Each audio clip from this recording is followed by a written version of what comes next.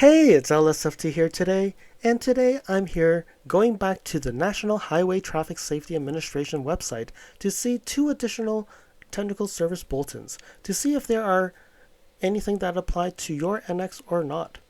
And sorry, Canadians, the NHTSA seems to apply to the US or Mexico at most, and I'm still trying to find where I can get information on the Canadian Technical Service Bulletins.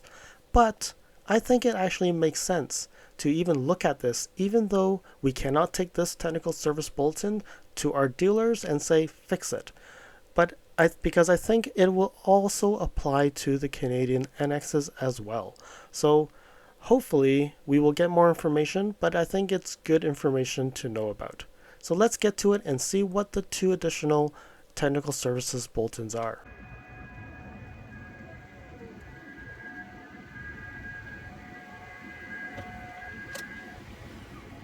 Before I start on today's video, I would like to introduce our new Instagram account at LSFT Videos. You can see some daily updates on my NX 450H Plus, which may not be shown on any future videos, and you can reach out to me directly via direct messaging on Instagram if you have any questions. And now, let's start with today's video. Alrighty, so I've quickly jumped over to the 2022 Lexus NX 450H Plus page, and you can see here the December 2023 is actually 2022, and this is the service bulletin for the vibrating mirror. So here we see we have two new items, communications from the manufacturer on March 15th, 2023. So what I'm going to do is expand this. And you can see here, what it says here is it's related to steering. And the technical service bulletin is, some 2022 or 2023 models year Lexus vehicles may require the download and installation of a vehicle-specific software or configuration software when the electronic control unit, the ECU, is being replaced. TechStream software has been modified to indicate when configuration software is required. A new configuration column has been added to the TechStream Health Checks results screen to show when configuration software is available for the specific ECU. Follow the operation procedure in the bulletin to complete the ECU software configuration process. So we expand this, and you can see this is related to the 2023 Lexus LS500H, 2223 LX600, the NX 250, 350, 350H, 450H Plus, and the 2023 RX 350 and the RZ 450E. So there's a bunch of vehicles that are actually related to this. But then when you look at it, it actually says it's related to replacing ECUs. So meaning there are some components, if you bring your vehicle in and you need to fix something, this bulletin actually tells you what they need to do to update the software so that it's compatible to these vehicles. So it looks like we have some newer features in the car that actually need some new procedures. So I am going to now switch over to this communication to see what it all means. Alright, so this is the communication, the Technical Service Information Bulletin that comes from Lexus, and it says market as US and Mexico, and these are the vehicles that applies. So in the website it only said RX 350, but in fact it applies to RX 350H and RX 500H as well. So this is the same description that we were looking at, and just scroll down a little bit more and see what it says. So refer to the chart below on what the models and the ECUs that may require configuration when the ECU is actually being replaced. So for the LX600, it's the airbag, ANC, body brake, ECT, and EMPS. For the NX, it seems like the four-wheel drive, the airbag, ANC, body brake, EMPS, and engine. And it seems like the RX 350 actually has more stuff that applies, and the RZ 450E, the BEV, has less things. Okay, so what they've done here is they're saying that ECU is being replaced. So it says ECU is a term, I think it's a generic term that they're using that describes integrated computerized devices responsible for managing the operation of systems or subsystems. So they're actually using ECU as a standard thing for even some other items here, like the PCM, which is the powertrain control module, the engine control module, and the transmission control module, and other controlled units. So they're just using a terminology. They're saying what ECU really stands for. Let's continue to scroll down, and it actually says, okay, these are all software related stuff, and the cable to connect to the car. And this describes, okay, so after you've replaced the ECU, then you actually plug it in, and this is how they update the software. So they actually have a new column. And okay, something that we cannot DIY because you have to have access to these systems. But I think it's good to know what they're doing to your vehicle if you ever have to go and change the ECU stuff. Okay, so this is showing how they do these software updates on your vehicle. We'll skip all this because it seems like a lot of people will not understand what this means, and I think this is just really a generic technical service bulletin for really people who service the vehicles, and nothing to be really concerned about. It's really used for vehicles that have parts to be replaced, and if they're replaced, they may need to replace the software that's actually in the default of those parts. So they may have a generic part, but then for it to work properly with that particular model, it may need a different piece of software.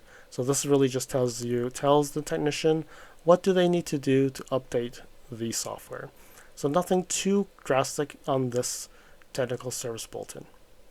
So let's move back to the page and see what is the other one that we have.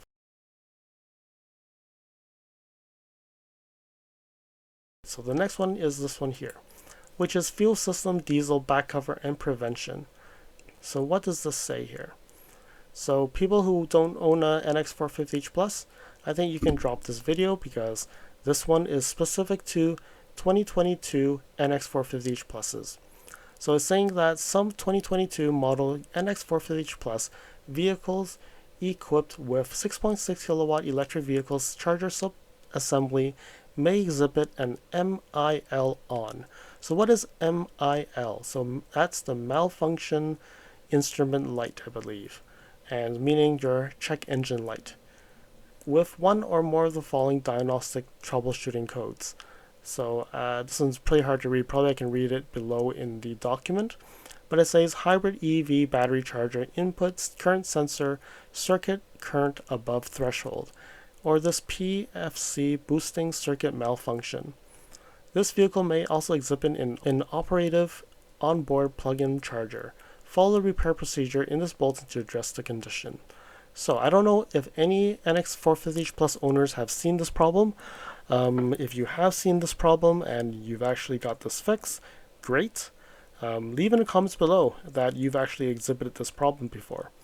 And let's see, let me expand this and see what it says here. So it does say only applies to 2022. So 2023, 2024 owners, you don't have to worry. Okay, and here's the document. So let's go and look at the document. So this is the Technical Service Bulletin, and this only applies to the USA. So folks in Mexico, you don't have to worry about this, it seems. But again, I don't know. I believe it's coming from the same manufacturer anyways, same plant. If it's happening in the USA, it'll happen everywhere else. But for whatever reason, this document is purely just for the USA. So let's scroll down and see. So these are the two codes that they're saying. So what's happening is they're saying that if your vehicle has the engine light on and it comes back with these two codes and you cannot charge, then this document actually tells you what needs to be done. So they're saying that this bulletin applies to vehicles produced before the production change effective VIN number shown. So they're saying that the number is, I think if you look at it, 2012-069. And so I believe my number is much lower than this. So definitely, I think this does apply to my NX 450H Plus. But again, this is a US document. I'm hoping that the Canada market already has this document as well, since it's been a few months since this has been showing. So let's scroll down. So it's saying that the warranty period, so this repair is actually under the powertrain warranty as 72 months or 70,000 miles, whichever comes first. And the warranty application is limited to, okay, and that's all it is. And it's funny it says US and Mexico markets, but this only applies to the US. So the charger sub-assembly vehicle, there's a part number. Okay. So it requires a software update. So what is the repair procedure? So confirm that the condition exists. And then does the vehicle exhibit engine light on with one or more of the following diagnostics? Okay, so I think malfunction lights may not just be the engine light, it could be other lights as well. And or the onboard plug-in charger is not working. Okay, so if it does happen, you go to step 2. If it doesn't happen, you do look at it something else. So step 2, then locate the vehicle subcharger sub-assembly in the vehicle and refer to the attached part number. So you need to have a part number that shows on the label 7802 or 7804.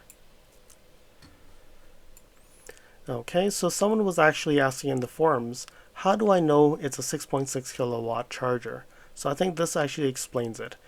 If you actually locate the charger, you can find that the part number, the last 5 digits, is 8002 and a number, or 7804 and a number.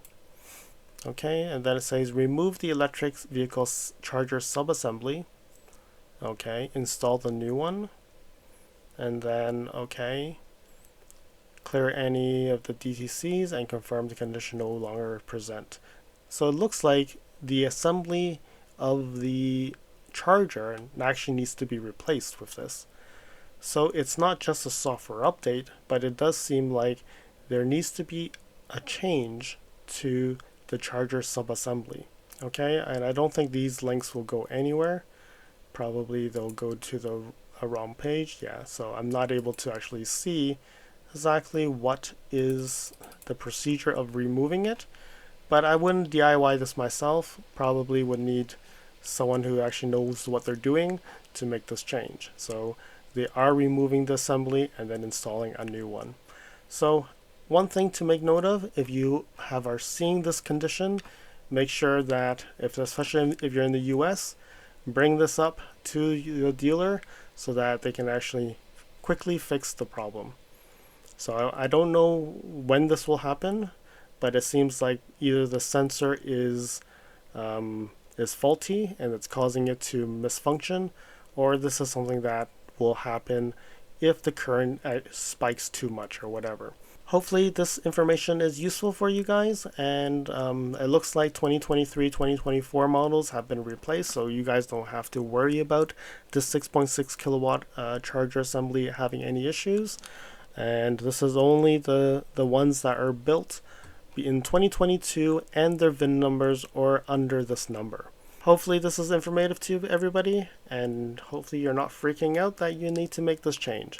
I think when you see this happen, that's when it's time to make this change. Thank you for watching. If you liked this video, please comment, like, and share this video. If you'd like to see more videos like this, you can subscribe to my channel and press that alert button to get notified when new videos are posted.